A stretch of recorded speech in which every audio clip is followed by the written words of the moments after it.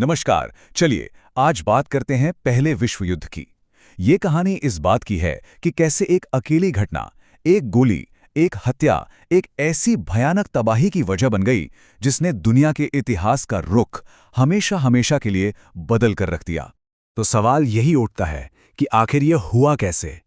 कैसे बस एक हत्या ने पूरी दुनिया को जंग की आग में झोंक दिया? चलिए जरा गहराई में चलते हैं और इस पूरी गुत्थी को परत दर परत सुलझाने की कोशिश करते हैं। इस कहानी को समझने के लिए हम इसे 4 हिस्सों में देखेंगे। सबसे पहले हम उस चिंगारी की बात करेंगे जिससे आग भड़की। फिर हम खाइयों में फंसी उस पीढ़ी की जिंदगी देखेंगे। इसके बाद ये जानेंगे कि ये लड़ाई कैसे पूरी दुनिया में फैल गई। और आखिर में हम उस शांति समझौते को समझेंगे जिसने एक और महायुद्ध को जन्म दे दिया। तो शुरू करते हैं पहले हिस्से से, चिंगारी से आग तक। बात है साल 1914 की, और उस वक्त का यूरोप सच पूछिए तो एक बारूद के ढेर जैसा था। बस इंतजार था एक छोटी सी चिंगारी का। उस जमाने में हर बड़ी ताकत को अपनी अपनी शक्ति पे बड़ा घमंड था। ब्रिटेन कहता था समुद्र हमारा है, तो जर्मनी को अपनी फौजी ताकत पर गुरूर था। फ्रांस अपनी शान बचाने पर अड़ा था, और उधर ऑस्ट्रिया हंगरी और रूस दोनों की नजरें बाल्कन इलाके पर टिकी थीं। मतलब हवा में तनाव साफ महसूस किया जा सकता था। और ये जो तनाव था वो सबसे ज्यादा महसूस हो रहा था बाल्कन में। ये यूरोप का वो कोना था जहां छोटे छोटे देश अपनी आज़ादी के लिए छटपटा रहे थे और बड़े बड़े साम्राज्य उन पर अपना दबदबा बनाना चाहते थे। सर्बिया जैसे देश एक बड़ा राष्ट्र बनाने का सपना देख रहे थे, लेकिन ऑस्ट्रिया हंगरी उन्हें अपने पंजे में रखना चाहता था। बस यही वो जगह थी जहां चिंगारी भड़कने वाली थी। और फिर वो दिन आ ही गया। 28 जून 1914। ऑस्ट्रिया हंगरी के राजकुमार आर्कड्यूक फ्रांज फर्डिनेंड अपनी पत्नी के साथ सरायेवो शहर के दौरे पर थे। तभी सर्बिया के एक राष्ट्रवादी नौजवान गवरीलो प्रिंसिप ने 2 गोलियां चलाईं। वो 2 गोलियां सिर्फ राजकुमार और उनकी पत्नी की जान लेने वाली नहीं थीं, उन्होंने तो पूरे यूरोप की शांति को ही खत्म कर दिया था। अब एक हत्या हो चुकी थी, और इसके बाद जो हुआ वो बिल्कुल डोमिनोज के गिरने जैसा था। एक के बाद एक सारे देश इस जंग में खिंचते चले गए।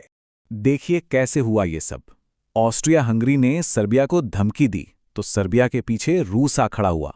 रूस का साथ देने के लिए फ्रांस आ गया, और फिर फ्रांस की मदद के लिए ब्रिटेन को भी आना पड़ा। मतलब पुरानी संधियों और दोस्ती के चक्कर में एक छोटा सा झगड़ा पूरे महाद्वीप की लड़ाई बन गया। कुछ ही हफ्तों में पूरा यूरोप आग के लपटों में। लेकिन ये तो थी बड़े देशों की बात। उन सैनिकों का क्या जो मैदान में लड़ रहे थे? उनकी दुनिया तो पूरी तरह बदल चुकी थी।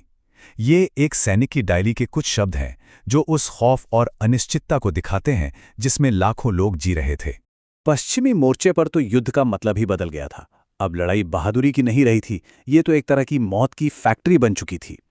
फ्रांस की कीचड़ से भरी खाइयों में ये एक औद्योगिक नरसंहार था, जहां इंसानों को मशीनों से काटा जा रहा था। और इस मौत की फैक्ट्री को चला रहे थे नए खौफनाक हथियार, मशीन गन जो 1 मिनट में सैकड़ों जानें ले सकती थी, जहरीली गैस जो फेफड़ों को अंदर से जला देती थी, पहली बार इस्तेमाल हुए टैंक जो लोहे के जानवरों की तरह जमीन को रौंद रहे थे, और ऐसी तोपें जिनकी गूंज 100 किलोमीटर दूर तक सुनाई देती थी। इन सब ने मिलकर लड़ाई को पहले से कई ज्यादा जानलेवा बना दिया था।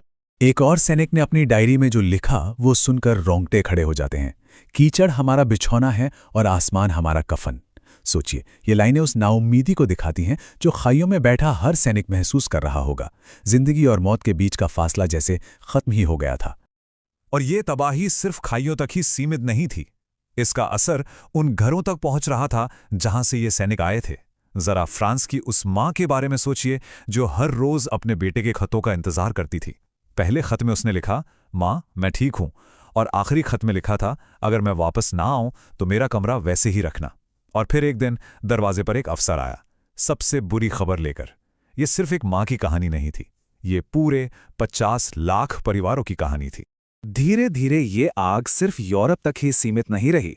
बहुत जल्द इसने पूरी दुनिया को अपनी लपेट में ले लिया। नए नए देश इसमें शामिल होते गए और जंग के नए मोर्चे खुलते गए। और इसमें भारत का भी एक बहुत बड़ा और अक्सर भुला दिया जाने वाला योगदान था। उस समय भारत पर अंग्रेजों का राज था। आज़ादी के वादे पर करीब 15 लाख भारतीय सैनिक ब्रिटिश साम्राज्य के लिए लड़ने गए। फ्रांस से लेकर अफ्रीका तक उन्होंने एक अनजान जमीन पर अपनी जान की बाजी लगा। वहीं दूसरी तरफ था अमेरिका, जो शुरू में इस लड़ाई से दूर था, लेकिन दूर रहने का भी अपना फायदा था। वो दोनों तरफ की फौजों को हथियार और जरूरी सामान बेचकर जबरदस्त मुनाफा कमा रहा था। पर जब जर्मन पनडुब्बियों ने अमेरिकी जहाज़ों को डुबोना शुरू कर दिया, जिसमें लुसिटानिया जहाज़ भी शामिल था, तो अमेरिका का सब्र टूट गया और 1917 में वो भी इस महायुद्ध में कूद पड़ा।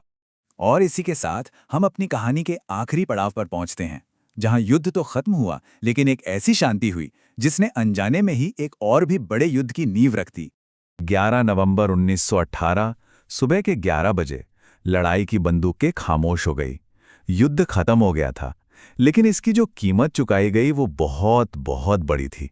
करीब 1 करोड़ सैनिक मारे गए और 2 करोड़ से ज्यादा घायल हुए। ये सिर्फ आंकड़े नहीं हैं, ये एक भयानक मानवीय त्रासदी थी। अब युद्ध के बाद जीतने वाले देश वर्साय में इकट्ठा हुए एक शांति संधि करने के लिए। लेकिन कहने को तो ये शांति संधि थी, असल में ये एक तरह का बदला था। फ्रांस और ब्रिटेन ने हारे हुए जर्मनी पर इतना भारी जुर्माना लगाया और उसे इस कदर जलील किया कि इस संधि ने शांति नहीं बल्कि नफरत और बदले की भावना के बीज बो दिए। और यही गुस्सा, यही अपमान भविष्य के लिए बहुत खतरनाक साबित हुआ। 1919 की संधि ने जर्मनी के लोगों में गुस्से और बेइज्जती की ऐसी आग भड़काई जिसने कुछ साल बाद एडोल्फ हिटलर जैसे तानाशाह को सत्ता में आने का मौका दिया। और नतीजा 1939 में दुनिया एक बार फिर पहले से भी बड़ी जंग की आग में जल उठी। तो असल में देखें तो पहला विश्व युद्ध कभी पूरी तरह खत्म हुआ ही नहीं था। वो तो बस कुछ सालों के लिए रुका था ताकि एक और भी भयानक और भी विनाशकारी रूप में वापस आ सके। तो आखिर में सवाल ये उठता है कि इस पूरी तबाही से दुनिया ने सीखा क्या? खैर, सबक तो ये मिला कि जब ताकत पर कोई लगाम ना हो और राष्ट्रवाद का नशा सिर चढ़ जाए तो वो इंसानियत को कैसे तबाह कर सकता है। इसने ये दिखाया कि कभी-कभी देशों का गौरव आम लोगों के खून से लिखा जाता है। और शायद सबसे बड़ा सबक यही था कि जंग में कोई असली विजेता नहीं होता। दुनिया की असली और सबसे बड़ी जीत सिर्फ और सिर्फ शांति में है।